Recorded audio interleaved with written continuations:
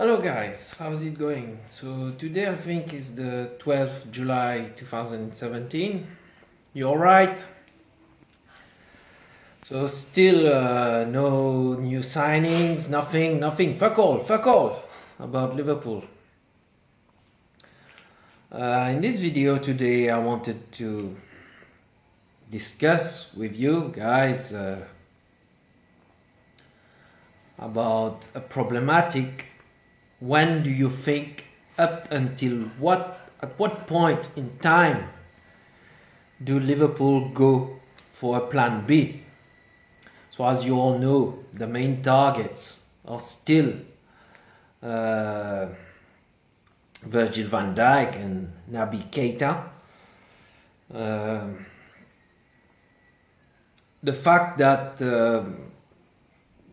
there are no whether credible or stupid bullshit rumors about any other kind of centre backs or centre midfielder.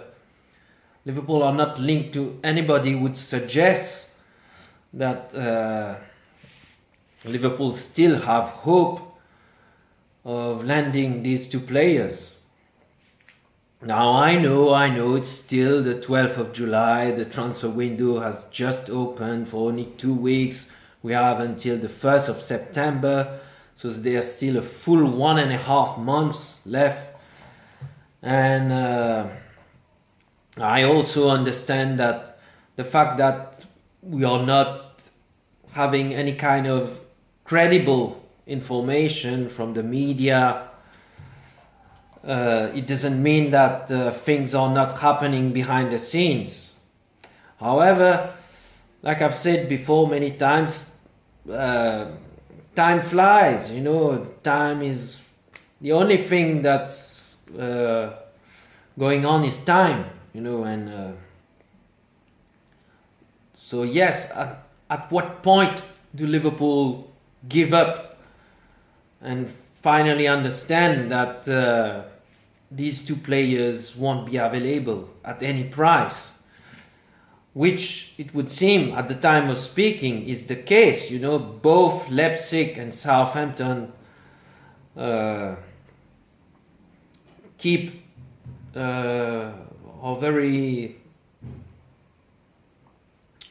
solid on their position, that these players won't leave at any price. But like I've said also many times before, guys, I'm of the opinion, it's my personal opinion, you might disagree with it, but I'm of the opinion that every player has a price, everything has a price. The question is only whether you agree to pay the price or not. Now, rumored figures suggested for these two players are way above the £70 million mark for both these players. One thing that is for sure is that they are both quality players who will massively improve the team. And if we had to choose between one of, I would the priority for me obviously would be Virgil van Dijk. Liverpool badly need a new centre back, maybe even two, because Matip and Lovren are not bad players, but for a start, they are very injury prone. They missed an awful lot of games, and I don't want to again go through a season having to rely on Lucas and Clavan again, or even Joe Gomez. This would be a terrible disaster for me. It would be an absolute failure, because bear in mind that once again, things might change, should change, hopefully will change, but at the time of speaking, the whole defense, goalkeeper, right back, left back and centre back, is exactly the same. It's exactly, at the time of speaking, we are going exactly with the same defense and goalkeeper that leaked more than 60 goals last season, and it's bloody not good enough. Say whatever you want, it's not good enough. Now, Mohamed Salah is a very good signing. I've said this before. He will improve the offensive aspect of the team, and he will massively help also because the team lacked pace, and Mohamed Salah bring an abundance in pace. We also what happened when Sadio Mane missed quite a couple of games, both through injury and with his participation in the African Cup of Nations. The offensive aspect of the team suffered from this, suffered from a clear lack of pace, lack of penetration, lack of dribbling ability, lack of cutting edge. Simple. But that wasn't the biggest worry in the team. The biggest worry was every time the defense, and Liverpool need to sort that defense, whether it be with Van Dijk or another player. Now, like I've said also, again, my biggest worry is that if the plan B is to buy fuck all, if I really will be very, very unhappy about this.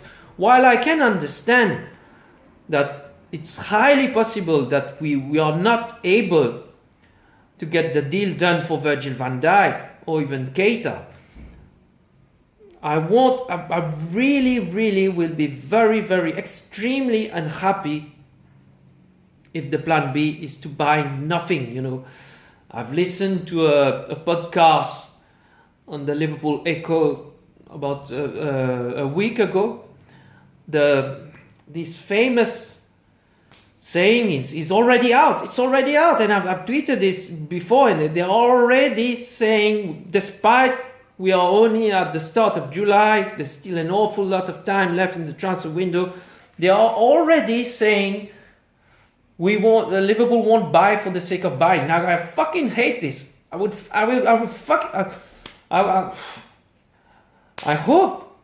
really hope we won't come down to this, we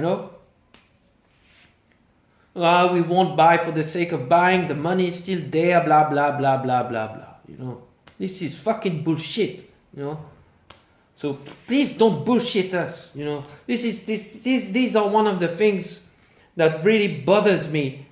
And when the media or even Liverpool officials, take us for fucking fools, fucking tools, Some of us might be, no disrespect to them, but it's a sad thing. But me personally, I don't suffer fools lightly, So coming up with, we don't need a number 9. Firmino is our new number 9. Who needs a new striker? Well, we already have him. It's Firmino. His new shirt, his new number. Great news. Great news, the Kenny Dalglish stand. All this, the new academy. All this, the famous new technology, perma-void system. Liverpool will have one of the newest futuristic pitch. All this, I couldn't give a flying fuck about all this. All this won't help us on the pitch, So don't take us for stupid imbeciles, We are not stupid. There's still the matter of having to get players in, whether it be Van Dijk or Keita or somebody else, I will be disappointed if we miss out on Keita, but if we miss out on Van Dijk and we don't have a plan B, a quality plan B, I was relieved that the likes of Michael Keane has joined Everton or whatever. And this also I wanted to tell you. I don't give a fuck what Everton are doing. Some Liverpool fans are stressing out, Everton are buying this here and there. I don't give a fuck. Manchester United have bought Lukaku, all the other teams are getting business done, then fuck them, I don't give a fuck what the others do. My main worry is only about Liverpool. So, let me know what you think. Up until what point? on which date do you think Liverpool need to move on? And I don't get excited also about Naby Keita or Virgil van Dijk liking or fucking Instagram photos or liking fucking tweets about Liverpool. This means fuck all. It doesn't mean, it means fuck all this. I won't get excited about this. It's even got to the media. Today I think Naby Keita liked a photo of him in a Liverpool shirt. This means fuck all. Now we'll have to see what happens. If I would imagine that things are going behind the scenes, but again, it would seem that the only slightest hope that we have for things to start moving in these two difficult deals will be that these two players need to, at the very minimum, put in a transfer request, you know. If they don't want to do this, then what do we do? For how much longer do we wait? You know? Even if we don't have inside information, it's very easy to understand that at the moment Liverpool are not thinking about any kind of plan B. You know, because we are not even linked to any other centre back, any other midfielder. So if they want to persevere with it, again, there's this matter of they are not even putting a bid, you know. So what is there to discuss about when there's no bids on the table, you know? This is what I find quite a bit bizarre also. Last week we were told that Liverpool are not afraid of the price tag. They will go well over, they will break the transfer record and all this and this and there. Where is it? Where is it? Where the fuck is the bid? I can understand for the Virgil van Dijk situation, it's more difficult on the back of their fucking official apology, you know. But for Keita, where's the bid? Where's the fucking bid? At least put a bid. Put a serious bid on the table and then we talk. You know, nothing. Fuck all has happened so far. So if they are relying on the players to put in the transfer request, so it's a very, very risky strategy this, you know. And don't make me believe that on the whole football planet Earth, there are absolutely no centre backs, no centre midfielder available. They might be not as great or as good as Keita or Van Dijk, but sure, for sure, there must be something better than Dejan Lovren. There must be something better than James Milner at left back. Seriously, you won't make me believe this. So, like I've said, we are still the 12th of July today. There's still time. But my biggest worry is that we end up with nothing at all, you know. They will give us the reason that we won't buy. My biggest worry is that I don't want to end up hearing we won't buy for the sake of buying. Fuck off with this. Yes, seriously, fuck off FSG, fuck off Jurgen Klopp, fuck off. Won't want to hear this. And at least put a fucking bid on the table to prove us that at least you fucking tried, you know. At least try.